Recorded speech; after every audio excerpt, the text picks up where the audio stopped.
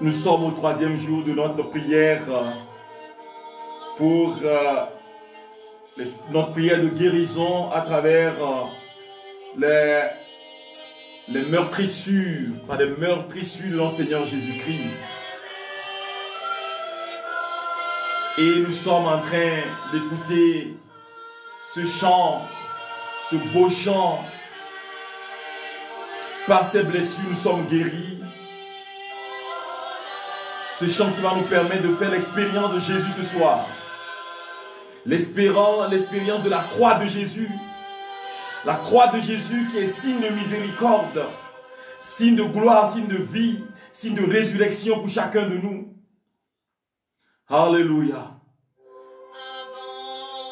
Abandonner, mépriser des hommes, abandonner, mépriser, rejeter, froisser. Il portait, ce sont nos péchés, ce sont nos maladies qu'il a portées sur la croix. C'est ce que nous dit ce beau chant. Alléluia.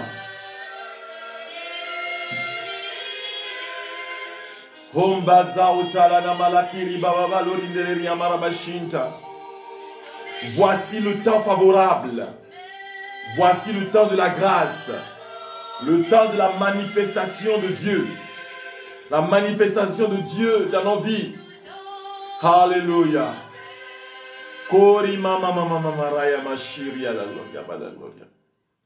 Alléluia. Je veux vous inviter, frères et sœurs, à vous ouvrir à la dimension salvifique de la croix de Jésus, des souffrances de notre Seigneur Jésus-Christ, ce que nous avions commencé depuis le vendredi. Nous avions fait l'expérience de Jésus-Christ de Nazareth qui est capable de guérir nos blessures, de guérir nos maladies, de nous enlever le joug qui pesait sur nous. Oh frères et sœurs, n'a-t-il pas dit à Matthieu 11, versets 28 à 30, que venez à moi, vous tous qui ployez sur le fardeau du jour, et moi je vous soulagerai, parce que mon fardeau est léger. Oh frères et sœurs, je vous accueille avec ce chant qui nous permet de rentrer dans les profondeurs de l'amour divin. Au nom du Père et du Fils et du Saint-Esprit. Amen. Bien-aimé Jésus, nous sommes là encore ce soir pour faire l'expérience de ta présence. Cette présence inouïe, cette présence qui nous guérit de tout mal, de toute maladie, qui nous rétablit. Oh Saïtala Maraya Makorobo Shinta Gloria Mada Gloria. Rama Mama, il le fera encore. Jésus le fera encore. Il le fera encore. Jésus le fera encore. Comme il l'a fait dans le passé. Jésus le fera encore. Comme il l'a fait dans le passé, Jésus va le faire encore aujourd'hui. Eh bien, frères et sœurs, nous allons parler aujourd'hui des deux éléments qui composent la psychologie ou bien qui ont influencé la psychologie de Jésus au cours de sa passion jusqu'à sa mort. Oui, Jésus a vécu deux rejets fondamentaux. Il a été rejeté par l'homme et il a été rejeté aussi par son Père. Frères et sœurs, je voudrais que nous rentrions dans la quintessence de la parole de Dieu de ce jour. je parlais de Jean chapitre 18 au chapitre 19 qui a retracé la passion et la mort de notre Seigneur. Comment est-ce que Jésus a expérimenté le rejet de l'homme? C'est le premier point. Eh bien, quand il était à Gethsemane avec ses autres disciples et Judas n'était pas là, ils étaient en train de prier quand Judas est arrivé avec cette troupe de soldats pour l'arrêter. Mon ami, mon familier, celui avec qui je partage le pain quotidien, celui que j'aime, c'est celui-là qui m'a abandonné. Et je disais que dans la version anglaise de cette prédication, je disais que le jour, le vendredi saint, nous avons un chant particulier ou une prière particulière que nous appelons les impropères. Ces impropères nous permettent de retracer un peu ce que Jésus a vécu. Ô mon peuple, que t'ai-je fait? Je t'ai guéri, je t'ai libéré, je t'ai donné la vie. Je t'ai libéré des liens maléfiques et démoniaques. J'ai donné la guérison aux membres de ta famille. Et voilà que tu m'as abandonné. Tu m'as trahi. Eh bien, que t'ai-je fait? C'est cela que dénote, qui montre un peu la psychologie de Jésus. Quand il était au jardin de Gethsemane, à voir que Judas, qui était l'un d'entre eux, qui était un ami particulier de Jésus, parce qu'il s'occupait de la bourse. Et donc celui qui s'occupe de la bourse ne peut pas ne pas être proche de celui-là qui est le maître. Eh bien, frères et sœurs, c'est celui-là qui l'a trahi. Vous savez, c'est quelque chose de très grave qui s'est passé ce jour. Judas vint avec ses soldats, et il s'approche de Jésus et il lui donne un baiser. Jésus lui reprend: Judas, est-ce avec un baiser que je trahis le Fils de l'homme? Eh bien voilà, cela se passe dans nos familles. Que nous sommes abandonnés, nous sommes trahis par ceux que nous avons aidés. Combien sont ceux-là qui ont décidé de ne plus aider les autres, de ne plus venir au secours de ceux qui sont malades, parce qu'ils ont été bernés, ils ont été déçus. Vous savez, un jour j'étais à Abidjan en Côte d'Ivoire, et j'étais dans ma famille d'accueil. Je suis togolais.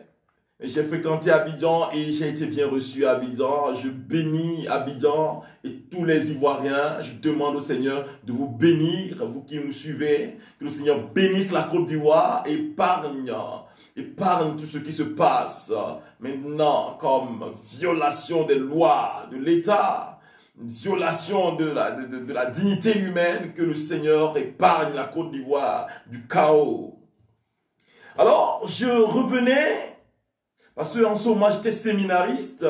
Je devais rentrer au séminaire et je revenais là. Et sur la route, parce qu'il était en train de pleuvoir. Alors, je rencontrais un monsieur qui était sous la pluie et qui respirait. Il respirait comme s'il était en train de mourir. Eh bien, frères et sœurs, je lui demandais: monsieur, qu'avez-vous? Ce monsieur me dit: Ventoline, Ventoline, Ventoline, je suis en train de mourir, je suis en train de mourir, Ventoline. Alors, j'ai compris que le monsieur a l'asthme et j'ai commencé à courir jusqu'à la pharmacie qui est la plus proche. Et j'ai demandé au pharmacien: vendez-moi une Ventoline. Frères et sœurs, puisqu'ils étaient en train de tarder à me servir, j'ai commencé par gronder. Il y a quelqu'un qui est en train de mourir et je veux cela pour sauver cette vie. Alors ils me disent, monsieur, qui est en train de mourir? J'ai dit, j'ai trouvé la personne était sur la voie là. Et il me demande comment cette personne, est-il de teint noir? Est-il comme ceci ou comme cela? Monsieur, il a déjà envoyé ici plus de 3 personnes. Alors, c'était quelque chose qui m'avait marqué négativement et a couvert en moi ce qui devait me pousser à l'autre pour l'aider. Eh bien, frères et sœurs, en Jésus-Christ notre Seigneur, c'est quelque chose de particulier qui peut détruire en nous la générosité que nous pouvons avoir pour les autres. Eh bien, ce soir, tout ce qui a été causé comme blessure dans nos âmes et qui nous détruit, qui fait que nous ne pouvons pas nous ouvrir aux autres afin de les aider, qui fait que nous ne pouvons pas nous ouvrir aux autres afin de subvenir à leurs besoins, eh bien, frères et sœurs, Jésus-Christ, qui a été trahi, qui a été abandonné par ses disciples, qui a été trahi par Judas, Jésus-Christ vient à nous aujourd'hui. Il vient à toi. Il vient pour te donner la vie. Voilà le rejet. Et il lui donne un baiser de trahison. Nous avons des gens comme ça dans nos familles. Peut-être que c'est ta femme qui t'a trahi. Peut-être que c'est ton mari qui te trahit. Peut-être que ce sont tes enfants qui te trahissent. Peut-être que c'est quelqu'un de ta famille à qui tu as fait beaucoup de bien qui t'a trahi. Eh bien, tu es déçu de celui-là et déçu du bien que tu dois faire aux autres. Eh bien, Jésus a vécu cela. Et si tu souffres aujourd'hui, ce que je veux te demander, frère, ce que je veux te demander, sœur, c'est de te donner à Jésus. Donne-lui cette peine qui est dans ton cœur à cause de la trahison que tu as subie, les gens qui t'ont détruit dans ton travail. Oh, j'ai rencontré quelqu'un ici au Kenya. Cette personne me disait, mon père, cette jeune femme-là, c'est moi qui lui ai trouvé du travail dans la société. Et aujourd'hui, elle a comploté contre moi et on m'a chassé de la société. Eh bien, je ne peux jamais lui pardonner. C'est normal. Parce que cette dame était en train de vivre cela. Dans le plus profond d'elle. Étant trahie par un ami, par une amie, par un familier. Quelqu'un en qui elle croyait. Tu as un ami qui est un ennemi. Qui est dans ta vie et qui va te détruire. Qui te détruit et tu n'as rien à dire. Et tu souffres. Mais Jésus te dit, hein, frère, Jésus te dit, hein, ma soeur, je suis venu pour que tu aies la paix, pour que tu aies la vie et que tu l'aies en abondance. Eh bien, Jésus a vécu cela. Imaginez, un ami qui vient te donner un baiser de paix et te livre à la mort.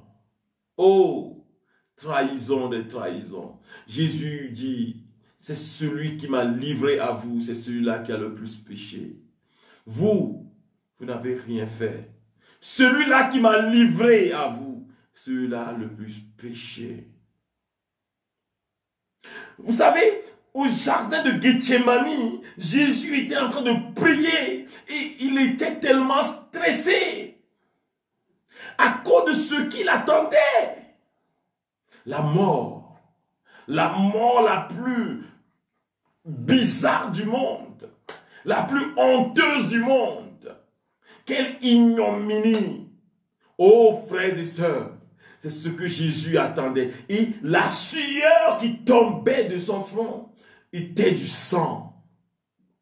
Alors, vous allez dire, frères et sœurs, que nous sommes en train de... Mais scientifiquement, il est prouvé que quand le stress atteint le niveau maximal, la personne peut transpirer des gouttes de sang. Eh bien, Jésus a fait cette expérience. L'expérience de l'abandon total. Il se dit que l'expérience de la trahison, de la haute trahison. Lui qui n'a rien fait de mal, qui n'a fait aucun péché, lui qui n'a jamais détruit la vie de personne, qui a travaillé pour la dignité humaine, qui a dit aux gens, vous savez, l'homme est très important que le sabbat, et qui a guéri. C'est ce même Jésus-là qui, à Gethsemane, s'est senti abandonné. Abandonné par ses frères, abandonné par ses sœurs. Eh bien, sur le chemin de la croix, quand Jésus était dans la maison du grand prêtre, que s'est-il passé?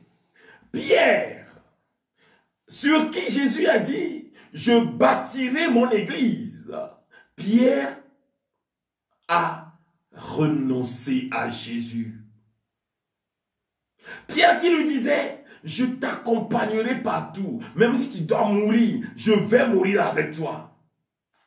Il l'a abandonné. Il a abandonné Jésus. Peut-être que tu te sens seul, hein, là où tu es. Maintenant, parce que personne ne prend soin de toi. Tout le monde te déteste peut-être. Et tu as essayé de faire venir les gens vers toi, mais personne. Parce que peut-être ta situation est bizarre, hein? Parce que peut-être tu es pauvre. Hein? Mais Jésus te dit aujourd'hui, j'ai vécu cette solitude. C'est une solitude de l'âme et du corps. Pierre rejette Jésus. Vous savez, quand on avait arrêté Jésus, les disciples s'étaient enfuis. Et Jean-Marc s'était enfui nu. Nu. À cause de la peur. Quand tu es devant les épreuves de la vie, les gens te laissent seul. Personne ne veut te voir souffrir. C'est seulement les intimes qui pourraient être avec toi. Regardez la vie de Job. Job qui a vécu les choses les plus ignobles du monde. Oh, chers amis, ses amis sont partis, sa femme l'a abandonné, ses enfants sont décédés. Il s'est senti seul. Comme tu te sens seul maintenant là. Tu cherches un mari, ça ne vient pas. On t'insulte à cause de ça. Tu cherches un enfant, tu n'en trouves pas. Tu as fait toutes les analyses sportives et on n'a rien trouvé. Peut-être que, frères et sœurs, c'est dû à quelque chose qui est émotionnel. Même si c'est spirituel, si c'est matériel et physique, la puissance de la croix de Jésus est capable de nous guérir de tout mal. Sur le chemin de la croix, quand Jésus était tombé là, quand Jésus tomba, la personne qu'on avait cherchée pour l'aider, ce n'était pas un juif, ce n'était pas un disciple, c'était un syrophénicien. Simon de Cyrène. Simon de Cyrène. C'est lui, l'Africain là, qui a porté la croix de Jésus. Et nous mettons cela dans les investissements de l'Afrique. C'est pour cela que, quelle que soit la situation, quel que soit tout ce que les gens vont faire contre l'Afrique, l'Afrique est obligée de sortir la tête haute. Et bien aimé, en Jésus-Christ de Nazareth, Jésus a été abandonné par ses disciples, trahi par Judas. Maintenant, ceux-là qu'il a guéris disent, crucifiez-le. Jésus a entendu cela. Imaginez celui que tu as aidé qui dit, crucifiez-le. tu l'as entendu. Vous savez, j'expliquais dans l'un de mes enseignements sur cette plateforme que les blessures intérieures peuvent toucher à l'odorat, peuvent toucher à l'ouïe, peuvent toucher à tous les sens, aux 5 sens. Au toucher, il a été laceré, il a été bastonné, il a été fouetté pour toi et pour moi, frères, sœurs. Aujourd'hui, nous allons lui demander de nous venir en aide, de transformer notre histoire. Change mon histoire. Jésus a changé mon histoire. Il a essuyé mes larmes. Jésus a changé mon histoire. Changé mon histoire. Jésus a changé mon histoire. Il a essuyé mes larmes. Jésus a changé mon... Il veut changer ton histoire. Ce qui est peur dans ta vie, ce qui est une vie de honte, où tu as un complexe d'infériorité, un complexe de supériorité, où tu es vraiment amer, tu vis dans l'amertume à cause de ce que les gens t'ont fait. Eh bien, Jésus, par la puissance de sa croix, la puissance de ses souffrances, te visite maintenant pour te libérer de ce mal dont tu fais l'objet.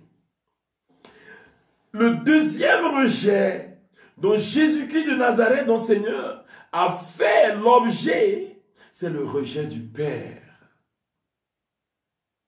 Tu es béni au Père parce que tout ce que je te demande, tu le fais. Et telle la prière de Jésus. Quand il voulait multiplier le Père, tu es béni, Dieu de l'univers, parce que tout ce que je te demande, tu le fais.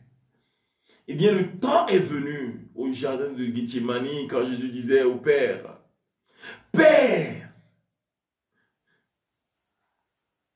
si tu le veux, enlève de moi, de ma route, cette coupe, mais que ta volonté soit faite.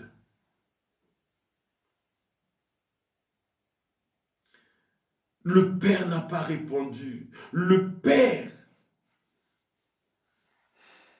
ne l'a pas sauvé. Quand il était fouetté, quand il était maltraité, quand on crachait dans son visage, le Père n'a pas réagi. Il n'a pas réagi. La souffrance de Jésus était énorme.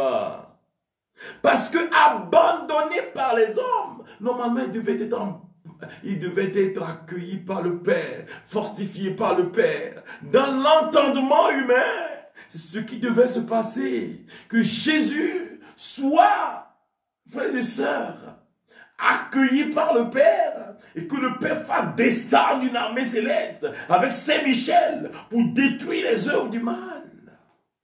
Eh bien, frères et sœurs, cela n'était pas ainsi.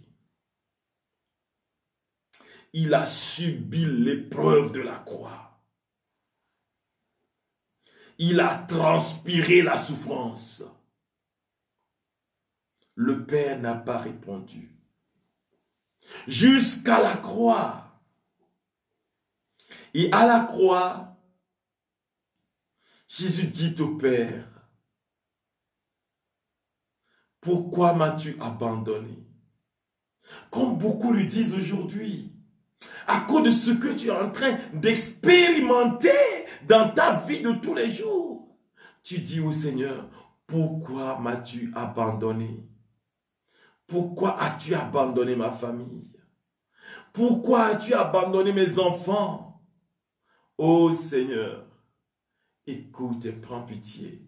Voilà la prière que nous devons faire aujourd'hui. Écoute et prends pitié. Jésus a vécu le rejet du Père. Pourquoi? L'abandon du Père. C'est-à-dire qu'il s'est vidé totalement de lui-même. vivant cette humanité souffrante sur le chemin de la croix jusqu'à la croix.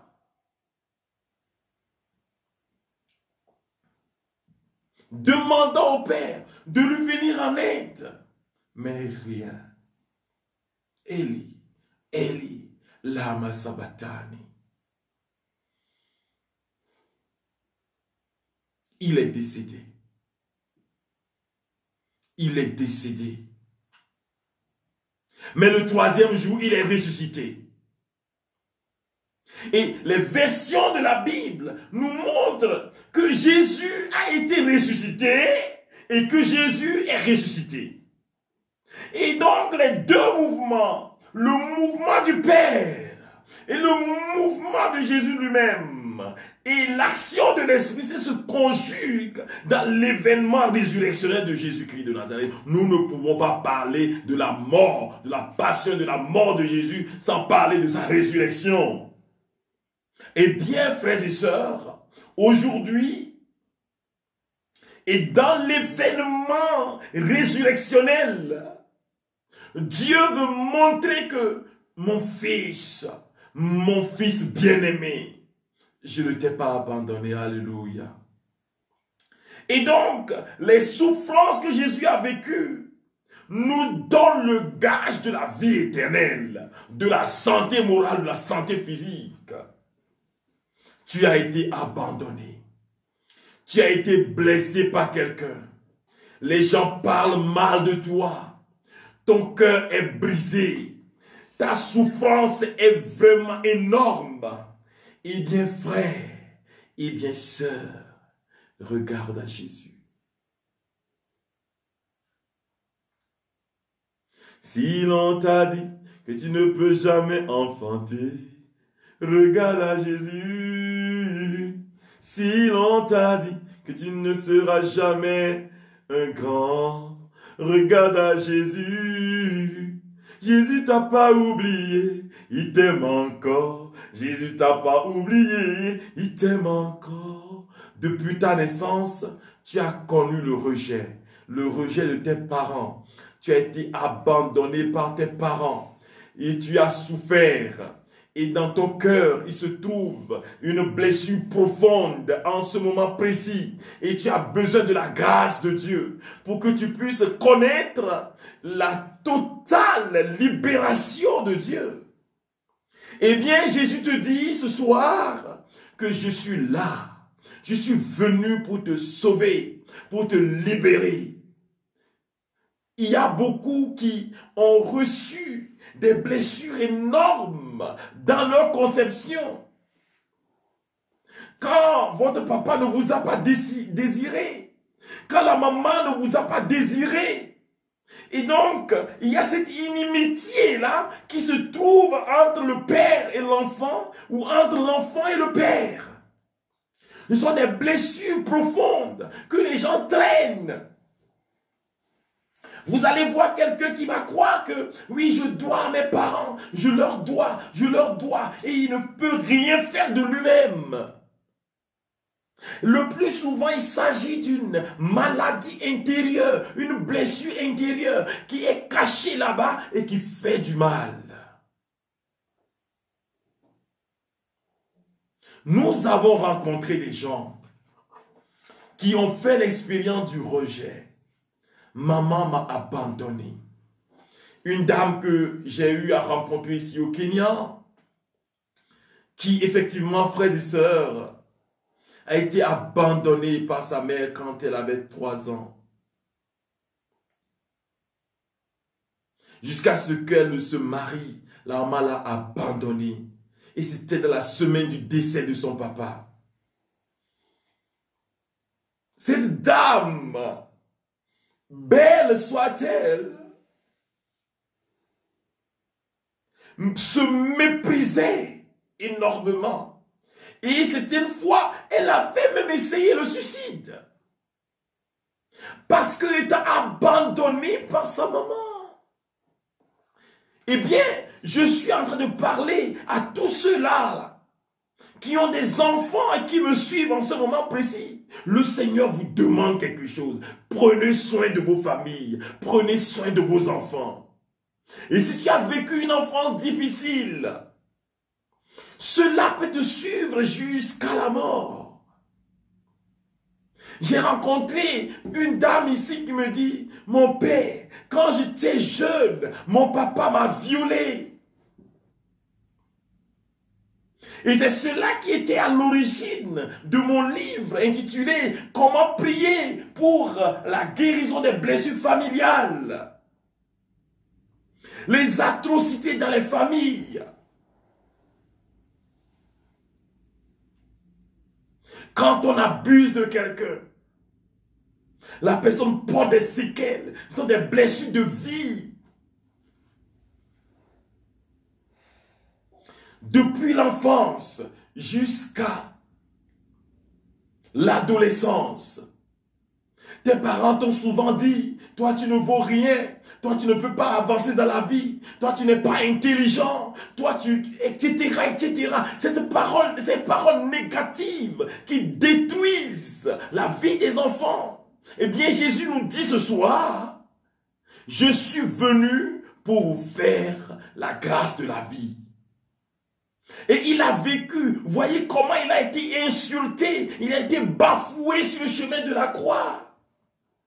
Mais cela, c'était pour que ce que nous avons vécu dans nos enfances, les insultes, le fait que nous soyons bannis de société, le fait que les gens nous veulent du mal, qu'ils nous insultent, qu'ils nous poussent à comprendre que nous ne sommes vraiment rien, c'est cela que Jésus est venu guérir. Eh bien, si tu penses ou si tu es dans cette situation, le Seigneur te dit, je viens à toi. Pas viens à moi, je viens à toi ce soir. Je viens pour te libérer du mal, de ce qui est en train de gangréner ton cœur, de ce qui est en train de te faire mal jusqu'aujourd'hui. Je viens pour te sauver. C'est cela, le mouvement de libération de Jésus, qui n'est pas un mouvement révolutionnaire, mais c'est un mouvement de cœur, un mouvement d'amour, pour se manifester à tous ceux-là qui ont encore dans leur vie le complexe d'infériorité, qui méprisent leur corps, qui méprisent leur cœur, leur personne. Eh bien, il y a des gens qui méprisent leur famille. Ce n'est pas seulement le corps, leur corps personnel, leur personnalité, mais leur famille. Parce qu'ils viennent d'une famille pauvre. Une famille qui ne peut pas subvenir à ses besoins les plus élémentaires et vitaux. Eh bien, Jésus nous dit aujourd'hui, j'ai été dépouillé sur la croix pour pouvoir vous enrichir, vous habiller de ma présence. Ouvre ton cœur à Jésus, qui veut te libérer de cette lourdeur intérieure. Il y a beaucoup qui se dépigmentent parce qu'ils n'aiment pas leur couleur noire.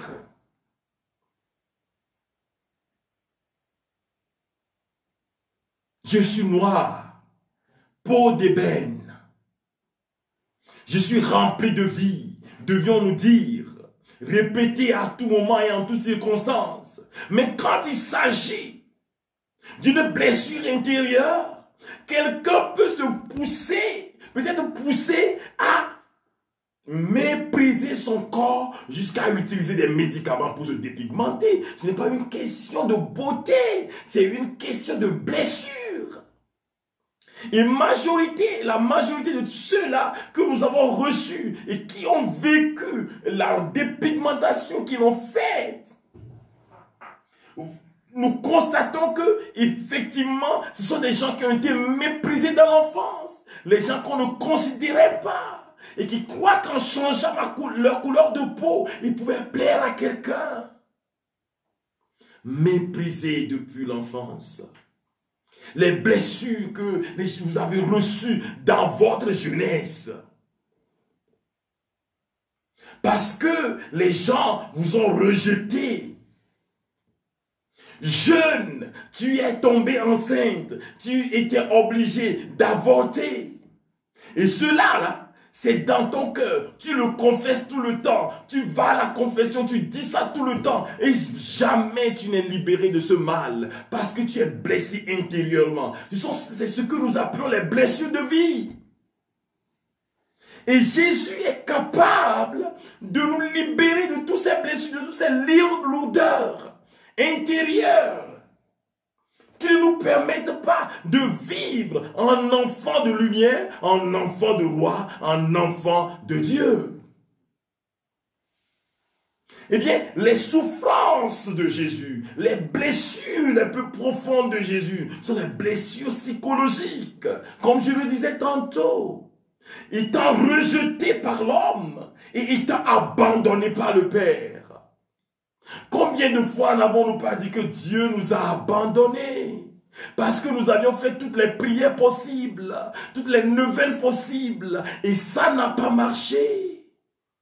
Mais Jésus nous dit ce soir, malgré tout ça, je suis avec toi. Et je veux faire quelque chose de nouveau dans ta vie.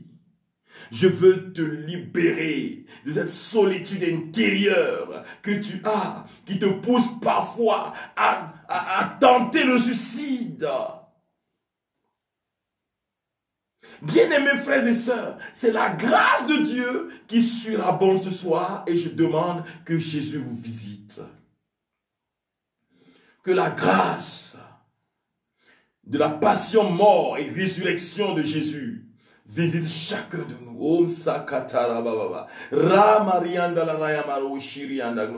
Depuis votre jeunesse jusqu'à l'âge que vous avez maintenant, vous avez connu des déceptions amoureuses, les mariages bizarres, les manières les plus bizarres possibles, des violences dans le couple. La semaine dernière, j'ai reçu un couple ici, avec lequel j'ai passé 5 heures de temps.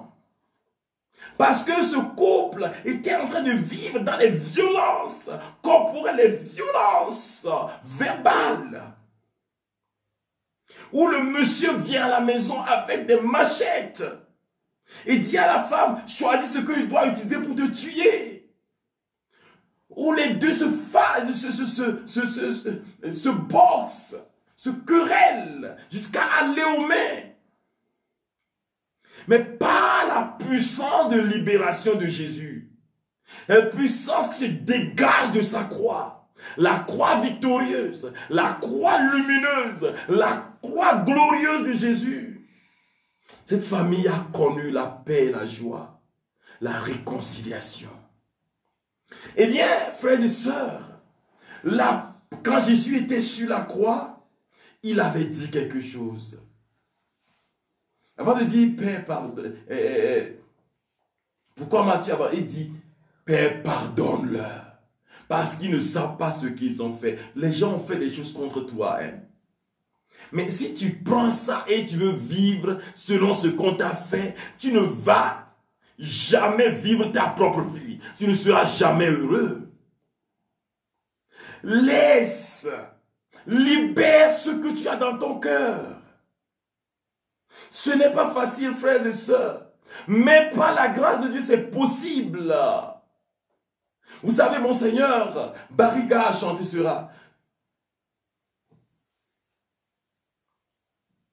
C'est pas facile, mais c'est pas difficile. Tu peux arriver. Tu peux pardonner. Et moi, ce soir, je veux que tu chantes ceci. Tu peux naître de nouveau. Tu peux tout recommencer. Balayer ta vie passée, ta vie de haine, ta vie de manque de pardon et pardonner à quelqu'un aujourd'hui. Pardonne-lui. Tu sais que cette personne ne mérite pas le pardon, ton pardon, mais pardonne-lui. Dis aujourd'hui, je lui pardonne. Abandonne-toi à la grâce de Jésus. Je voudrais que nous fassions cet exercice. Ne l'écrivez pas en commentaire, Parce que je vais vous demander de prononcer partout où vous êtes le nom de quelqu'un qui vous a offensé, qui vous a fait du mal. Ne l'écrivez pas en commentaire. Dis au nom de Jésus de Nazareth, moi, et tu donnes ton nom. Je me sens béni et privilégié par Dieu. Je sais que Jésus-Christ est la source de ma libération. Et je suis guéri de toute souffrance physique, spirituelle et émotionnelle. Aujourd'hui, je pardonne. Répétez cela avec moi. Aujourd'hui, je pardonne. Et puis vous donnez le nom de la personne partout où vous êtes. Ne l'écrivez pas en commentaire. Vous donnez le nom de la personne. Et dites maintenant,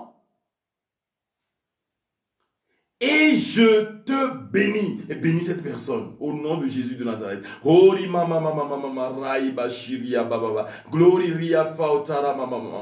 Vous souvenez-vous de tous ceux-là qui vous ont trahi, qui ont menti dans votre compte, qui sont passés par la sorcellerie contre vous, ceux-là qui vous ont empoisonné, ceux-là qui vous ont empoisonné la vie, ceux-là qui vous ont rejeté, ceux-là qui vous ont fait du mal. Jusqu'aujourd'hui, là, vous traînez encore cette amertume dans votre cœur. Mais le Seigneur vous dit ce soir que c'est possible, que vous pouvez pardonner. Dis, je pardonne totalement par la grâce de Jésus. Et je bénis cette personne qui m'a fait du mal.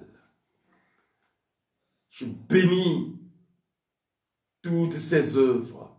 Je bénis sa maison, je bénis ses amis. Que cette personne réussisse et que Dieu remplisse son cœur.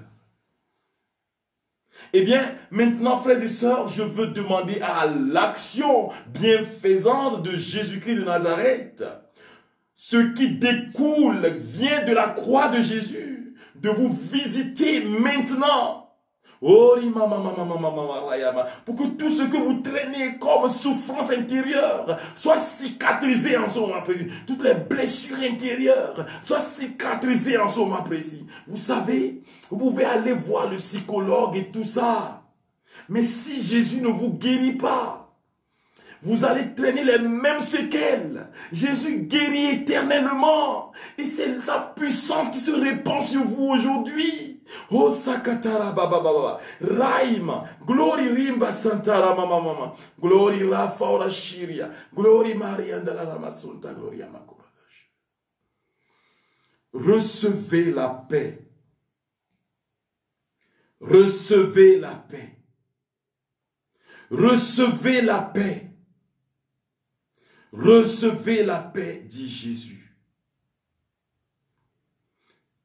Soyez guéris au nom puissant et merveilleux de Jésus.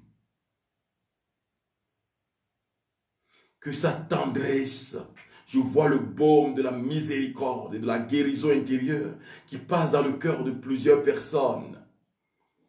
De ces personnes-là qui sont en train de souffrir dans leur cœur. Voilà la puissance de libération de Jésus, de guérison intérieure. Sa miséricorde se manifeste pour vous en ce moment précis. Ce que vous avez vécu dans votre famille.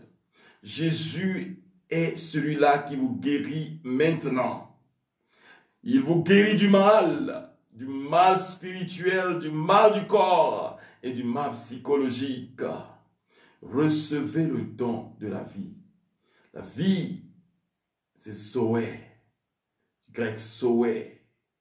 La vie, la plénitude de la vie, recevez cela maintenant au nom puissant de Jésus. Que par l'intercession de la Vierge Marie, la bienheureuse Mère de Dieu, par l'intercession de Saint Michel Archange, de Saint Raphaël, de Saint Gabriel, de Saint Uriel, que par l'intercession de Saint Jean-Eudes, de Saint Padre Pio, de Saint Jean-Paul II, vous receviez maintenant le don de la guérison totale. Que vous soyez libérés de toute lourdeur intérieure et que la vie et la paix rayonnent sur vous. Recevez maintenant et pour les siècles des siècles. Amen. Alléluia. Bien-aimés frères et sœurs, je vais vous demander ce soir de prier avec le psaume 149 avant de dormir pour dire merci à Dieu pour tout ce qu'il a fait pour nous au cours de ces 3 jours de prière en ligne. Que le Seigneur vous bénisse et vous garde. Shalom, shalom. Le Seigneur soit avec vous. Et que Dieu Tout-Puissant vous bénisse, le Père, le Fils et le Saint-Esprit. Amen. Shalom, shalom, shalom. Bonne soirée à tous et à chacun. Demain, à 11h, heure du Kenya, c'est-à-dire 8h GMT, nous aurons une messe ici au Kenya, à Rongai, pour consacrer vos intentions de prière au Seigneur. Vous pouvez les envoyer au plus 229, ça c'est mon numéro WhatsApp, plus 229 65 24 37 70. Vous pouvez l'envoyer aussi sur mon numéro Safaricom du Kenya, qui est plus 254, ça c'est un SMS, 254 7 4 3 5 2 3 2 5 7. Que le Seigneur vous bénisse et vous garde. Shalom, shalom, shalom.